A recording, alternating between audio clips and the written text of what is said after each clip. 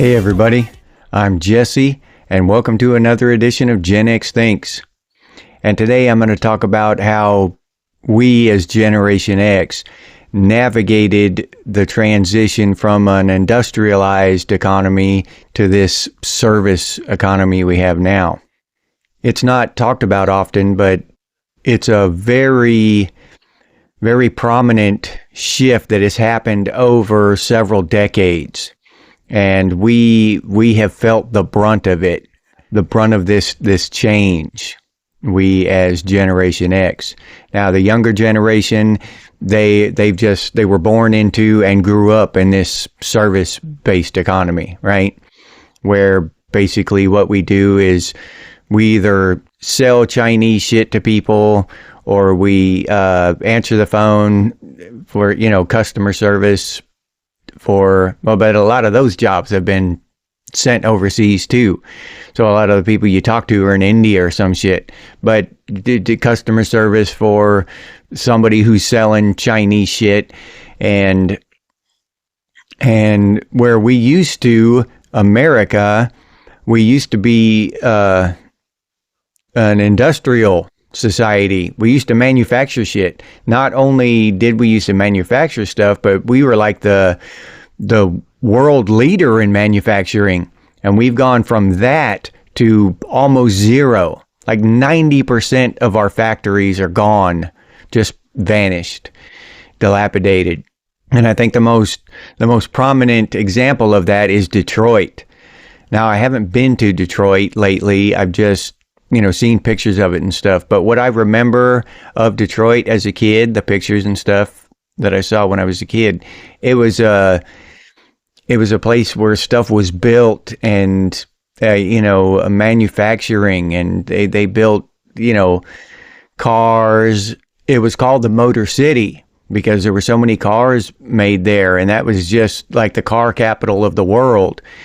And that is almost completely gone. The pictures I see now are like, it looks like a war-torn city almost.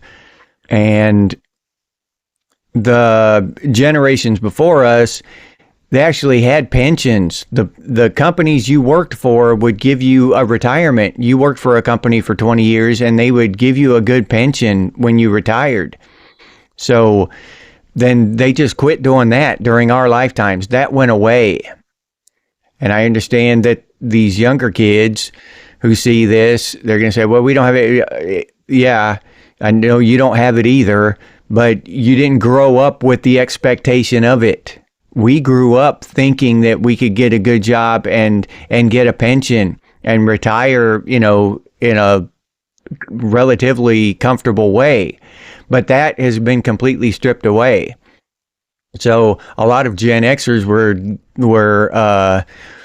tricked almost into this illusion of what life was going to be like. Y'all are just born into this reality. We were born in a different age when things were different. America manufactured. We built things. We built automobiles and airplanes and ships, and you could go to a dock anywhere around the country and just walk on there and get a job. At a ship manufacturing place. And I'm being literal. You could just walk on there and get a job anytime you wanted. You had to work hard, probably pick up heavy shit, be around welding and stuff like that, but you could get a job. All you had to do, and then you could work your way up if you wanted to be dependable and hardworking, and that's all it took. And learn the trade. You could rise up through there and get a good pension with no education. That was possible back then, back when I was a kid. Now that the manufacturing industry is gone, the shipbuilding industry is vanished. It's been sent overseas. Now, other countries are doing that. They're in other countries. They're like we used to be. But our government saw fit to send those jobs overseas. And I'm told that was wonderful for the consumer. That was great for the consumer. And I can't argue with that. Good, cheap Chinese shit is great for a consumer. If that's what we want to be is consumers, then that's fine. But if we want to be prosperous, working people, human beings, then we need real jobs and a real future, financial stability, not just the ability to buy cheap Chinese shit. So we've had to adapt to this change because a lot of us grew up in a family who worked in these factories and stuff, right? We grew up, our dad, our uncles, our granddads, they worked in these factories, and we knew that we could work in these factories too. That was a family trade, like police officers or army, military. Some people just follow in their father's footsteps. And a lot of us had that option on the table when we were young. Now, a lot of us also might not have wanted to do that, but it was a safety net. I can go work in the factory if I absolutely have to. If I fail in Hollywood, I can come home and go to work in the factory beside my uncle.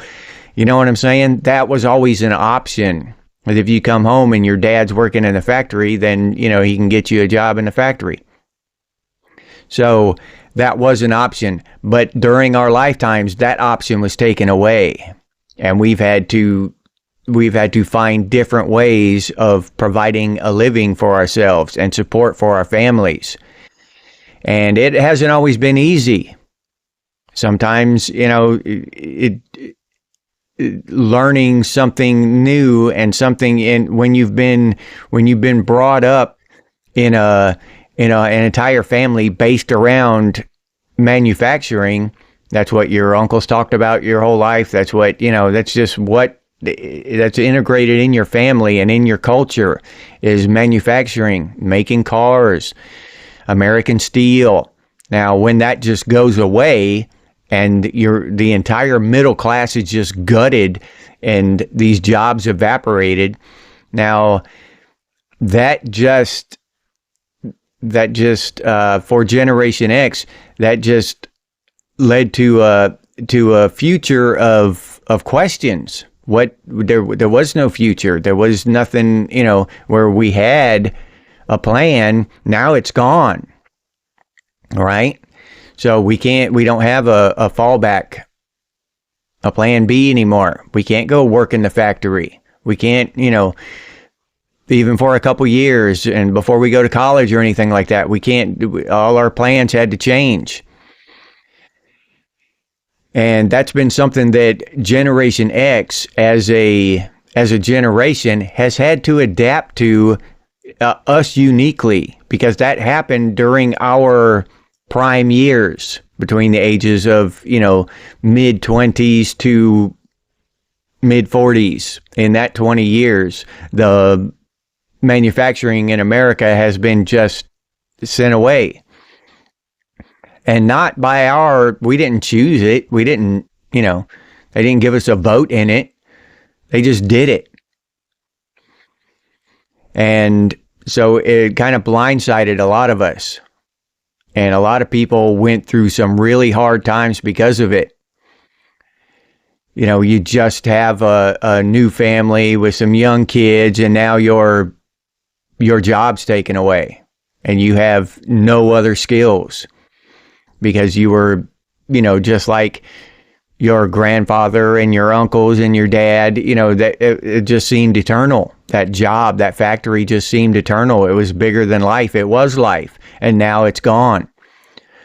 So that's something that the older generations, yes, they lived through it too, but they, like I said, they were older. They were already, either close to or about to retire when that happened. When the effects of that really started setting in. And the younger generations were just born into this world. There is no manufacturing. There was no manufacturing when they were born. There isn't any now. That's just the world they know. They didn't have to go through this entire shift, this entire vanishing of the middle class that Generation X did. Now, how we dealt with that, each individual dealt with it in their own way. And some of them had an easier time and some of them had a very difficult time. I personally was not I didn't grow up in that manufacturing culture. My parents weren't, into that. My dad was a horse trainer, and so I grew up kind of outside that. But I've witnessed it and felt the repercussions of it from the outside. As a Gen Xer, I have lived through it. And it just hasn't been easy. Some people have been more successful than others adapting to the change, but it hasn't been easy. And I think it's an overlooked thing that our generation has lived through that no other generation has at that age, at that prime working age, when we're supposed to be, working hard, saving money, to send kids to college, paying off our house and all that stuff. Everything was being gutted at that time while we were supposed to be doing that. That was our time to do that. And everything was in the middle of this vast upheaval. Our entire economy was going through a shift. And our entire culture, because we were a culture of creation, of building, and we changed to this culture of consuming. And I don't know, you can argue about that, which is better or whatever, all you want. You can have that debate. I don't have much input there. If you want to be consumers, we can be consumers, whatever. You don't want to build shit, we won't build shit. But we did live through that change while we were still young, but in the working ages, right? While we were supposed to be building a life. It's like trying to go fishing off a sinking ship, I mean, it's difficult there. Everything's changing around you. Everything's moving. It's not the same as for the generations before us who had a stable industrial economy, and the generations after us who have a stable service economy, right? And I'm not saying that the economy, the money with the inflation, I'm not saying that is stable. I'm just saying the base of the economy, industrial. We used to build shit, now we don't. That's stable.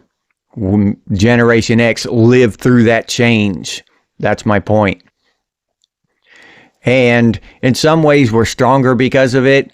In a lot of ways, we are skeptical and cynical because of it. I think that added to our cynicism, because now we don't trust anything. The things that we took for granted and seemed eternal, these huge factories that have been chugging away, cranking out cars for, decades before our lives even began, all of a sudden they just shut down. So now we don't take anything for granted. We look at shit with a skeptical eye and think, this is temporary. This isn't going to last very long. Even if it seems good right now, I don't trust it. I don't trust the government who gutted our middle class. That's one of the main reasons I don't trust the government. And I believe that living through that change is one of the reasons why Gen X has cynicism and skepticism ingrained in our psyche now. And I believe it's justified. I don't believe we're just willy-nilly, for no reason being skeptical. I think we have a lot of valid reasons for skepticism and cynicism. That major shift in our economy, in our culture, without any input from us, without any forewarning to us, is a big reason why. And it doesn't get talked about very often, but it had a major impact on our lives and on our culture and on our psyche. But because we survived that shift, and it was such a huge shift, I mean, it's a major shift across the entire country to get rid of manufacturing, to stop making things in America. I mean, think about that. When I was a kid, somebody said that, I would have thought they were nuts. I would have thought they were insane. And here I am, 2025. No flying car and nobody making flying cars. That's why we don't have flying cars, because nobody can make them. Or we don't build shit in America anymore. And that points to the fact of what a major shift it was. We would have all thought that people were crazy if they had been shouting back in the 80s that, you know, manufacturing was going to die in a few years. We would have laughed at them. We had this taken from us in our prime years, along with the technological shift we've seen. We've lived through this entire shift of technology from analog to digital, and all this streaming and shit that's happening now, and all this stuff that's going on, this AI and probably quantum computing coming up. And we've lived through this huge shift in technology, right? This huge change, and technology has changed our entire lives in just unimaginable ways. But at the same time, we've lived through this economic shift, this huge shift in manufacturing, or the loss of manufacturing in our country. And that is a time of just great change and upheaval in people's lives. And we had no control over it. We had no say in it. And it, as I said before, it happened during our young lives, right? While we were young. It's almost as if we were robbed of something. Something was taken from us. Opportunities were taken from us. And that's something that's going to leave an imprint. It's going to leave an imprint on our psyche. It's going to leave an imprint on the entire generation's psyche. And that's talking about here in America. Now, I don't know. I assume a lot of the same things happened in Europe and other countries, because China is shipping their stuff all over the world. And a lot of countries signed that NAFTA thing when it happened. So I assume that all of Western civilization has experienced something similar. And surviving this entire shift of technology and industry to service and all this shit, and that, to me, that's just a testament of the Gen X ability to adapt, and a testament to our toughness as a group. Because I don't think if we didn't come up at the way we did as kids, as latchkey kids, and so self-reliant and self-sufficient and adaptable, that we could have survived all this change, this upheaval, the way we did, with all of our sanity intact. Because it has been a lot of change, a lot more than you think about at first glance, right? If you really think about it, the change runs deep and is thorough throughout our entire generation. I mean, we grew up expecting a lot of things, and they just haven't panned out. And there's no reason they shouldn't have. That's the thing that is really hard to accept about it, is that they could have panned out. They could have been a different way. But it didn't turn out that way. We've got huge monopolies and these systems that are turning everybody into consumers, if we aren't already. So, yeah. But Gen X will survive no matter what they do, no matter what they throw at us, no matter what kind of change they invent. Gen X will survive, because that's what we do. We're survivors. And I'll leave you there with that. If you enjoyed this episode, please like, subscribe, and comment. If you'd like to support the channel by becoming a member, I'll leave that link down in the description, or you can head over to the channel page and become a member that way. If you'd like to support the channel directly, you can do so by clicking on that super thanks button down there. Or you can head over to Buy Me a Cup of Coffee and buy me a cup of coffee. I'll leave that link down in the description too. Thank you very much to those of you who do that. If you're interested in Gen X gear, you can head over to Redbubble and check out what we have over there. Gen X Stinks and Gen X branded stuff. Pretty cool stuff. T-shirts, coffee mugs, stickers, all kinds of cool stuff. But I'll leave that link down in the description as well. If you have any ideas for future episodes of Gen X Thinks, please put those down in the comments. Or you can email us, and the email is genxthinks@gmail.com. And as always, stay frosty, Gen X, and I'll see you on the next one.